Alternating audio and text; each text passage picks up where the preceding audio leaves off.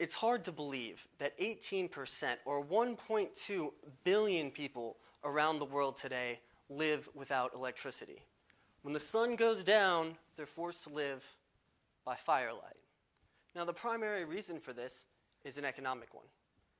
Businesses cannot justify spending a massive amount of money to build a power plant, then transmission lines, and then distribution lines because they won't see a return on investment for many, many, many years to come. Similarly, society can't justify these extremely high capital costs on humanitarian grounds alone.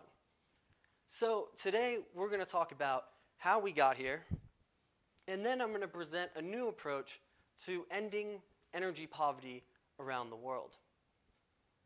Our story begins over 100 years ago, and like most stories do, we have two protagonists. First, we have Thomas Edison. He's well known for being the first person to invent the electric light bulb, but he's also a huge proponent of DC energy. DC energy is the kind of energy you get from a battery. George Westinghouse, on the other hand, was a huge proponent of AC energy. Now, these two would engage in a huge technical battle. And many say the turning point of that technology battle was the 1893 Chicago World Fair. This is because Westinghouse's AC technology was selected over Edison's DC technology, primarily because at the time, AC technology was significantly cheaper. Little did they know it at the time, but Westinghouse's AC technology at the Chicago World Fair would dictate the electric utility growth, development, and even business models for the next century. Skirmishes would continue through the start of the 20th century, but the die was cast. AC was adopted, and we continue to use AC to this day. In the 20th century, it was easy to increase or decrease the voltage of AC power using transformers. Now, this made it possible to build very large and efficient power plants, then connect them to high voltage transmission lines, then to medium voltage distribution lines, and finally into your home using low voltage. This electric infrastructure strategy has proven to be very reliable. The grid provides electricity when you want it, regardless of whether you're in a condo or a mansion. But all this is very expensive. Coal plants can cost between $2 and $7 billion, depending on their size.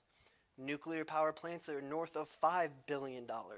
Natural gas power plants can range between 60 and hundreds of millions of dollars. And they take a long time to build. And once you do build them, you still have to pay the ongoing cost of fuel to generate electricity, as well as build transmission and distribution lines to get the power to the consumer.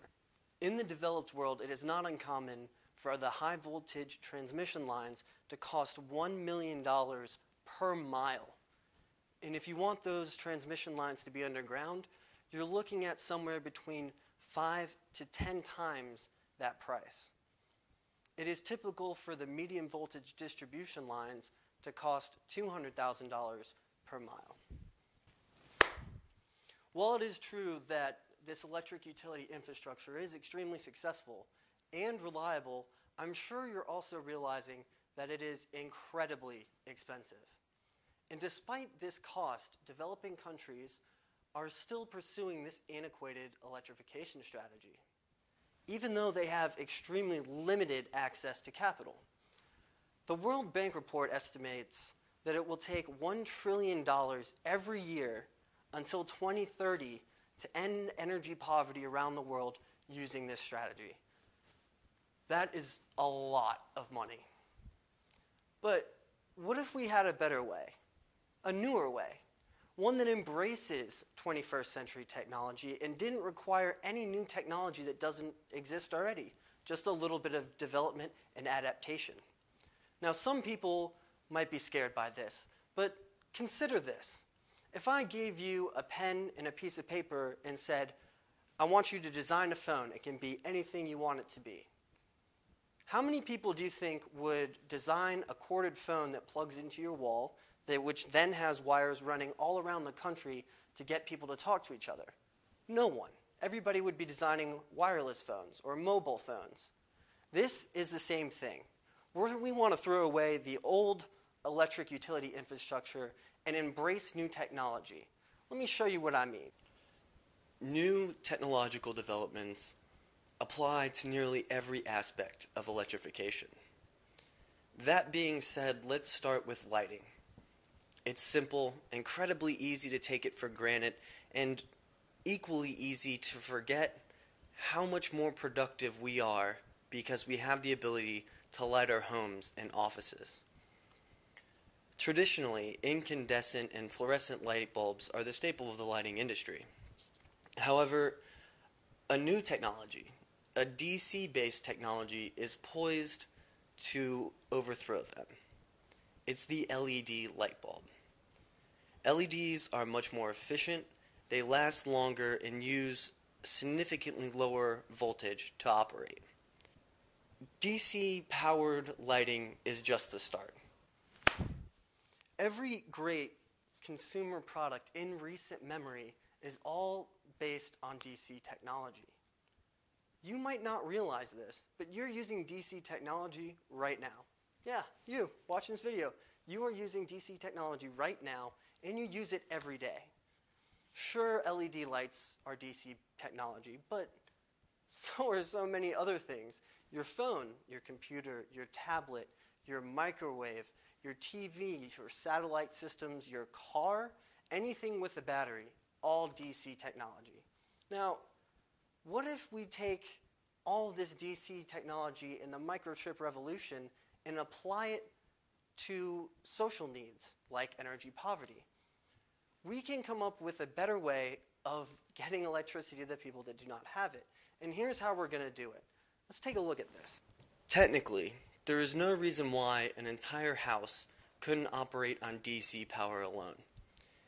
In the US, unfortunately, this would be very expensive because of levels of investment, codes, and construction standards. But what if you didn't have a whole lot of investment? What if you didn't have a pre-existing electrical infrastructure? What you would have then is a blank sheet of paper. You would be unencumbered by the designs and practices of a previously developed electrical system and its methodologies. With this blank sheet of paper, why would you then go and design a corded phone? You would design a mobile or cellular phone today just like you would design a DC grid focused on efficiency today. Why DC grids? Well, let's start with a power source, solar panels. Let's say you wanted to put a solar panel on your house. A photovoltaic cell or a solar panel inherently make DC energy. So when you install the solar panel and plug it into your home, that energy has to get converted from DC to AC, which your house is wired for. Now, let's say you turn on the TV. Power comes out of the wall, gets converted again to DC, which is what you started with a solar panel, and then runs your TV or your computer. Now, these two conversions, you lose energy each time, and they're inefficient, and they add to the cost of consumer products. So what if you get rid of them? Let's embrace DC. I'll show you what I mean. Filling up that blank sheet of paper with a DC grid is a good start, but you're not done yet. You need to design it to a specific purpose. Consider this. The average American household uses 940 kilowatt hours per month.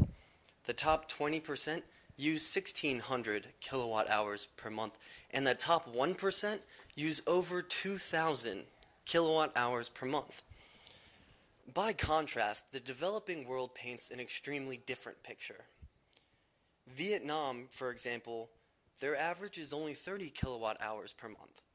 Philippines is 65, Indonesia and Laos are both at 45, and South Africa, they only use, on average, 50 kilowatt hours per month. By initially designing and then building an electric infrastructure geared towards that 65 kilowatt hours per month number, which also allows you to add capacity as needed, instead of a system that can deliver over 2,000 kilowatt hours right out of the box, you save vast sums of initial capital, while reducing the time it takes to construct this infrastructure and still meet the needs of consumer populations. And, oh yeah, reduce energy poverty in a much more effective way. Finally, you would start with the consumer and then build back to the utility. Now, this is the exact opposite way that utilities have always built their grids. You would start with a microgrid, a solar panel, some lighting, an ability to charge DC-based devices like your cell phone, and a battery so you can store the energy. Then you would connect all these microgrids together in a certain area, like a town or a village, and create a mini-grid. The next step is you connect all the mini-grids. And you can add more generation, which gives people more ability to run more items. And finally, you would connect it back to the utility. By starting with this multi-phase development plan, you get the initial benefits of lighting super quick for very, very cheap, and you can help start bringing communities up out of extreme poverty. By just giving them lighting and the ability to run a small DC device, crazy things start happening that you would never expect. For example, average time spent studying per month goes up. Average school completed goes up. Women's time spent at a job goes up a crazy amount. Average household income goes up, and your poverty goes down. And this is just the start. And as you add more capacity, you're gaining each benefit incrementally, along with each community gaining socially in increments. It's a wonderful system. Doing it this way also adds an extraordinary amount of resiliency to the electric grid. For example, if the power plant gets hit by a tsunami or something, all the power goes out in the US. If you've lived through it, I'm sure you know what I mean. When you lose the power plant or a line goes down, you have nothing. It's all or nothing. With this system, you retain the ability to have lights and plug in your phone and do all this regardless of whether the line between your house and the next person's house is down or the line between your mini-grid and the utility goes down. It's extraordinarily resilient. This approach is one that utilities could really love. It's integratable to any current AC system. It has a quicker return on investment. It allows for more renewable energy sources to be included into the grid. It also eliminates the extremely high capital cost of building a power plant, transmission, and distribution lines, and it's low maintenance. Moreover, this is something that we could all love as human beings who care about other human beings. By starting with just a microgrid system that gives people lighting and use of a small DC device, we can help bring communities up through all these wonderful social impacts. And as you add to each stage, each community grows and gets stronger. And doing this, we can really make the world a brighter place, both literally and figuratively, for a fraction of the cost. Thank you for watching. Have a wonderful day.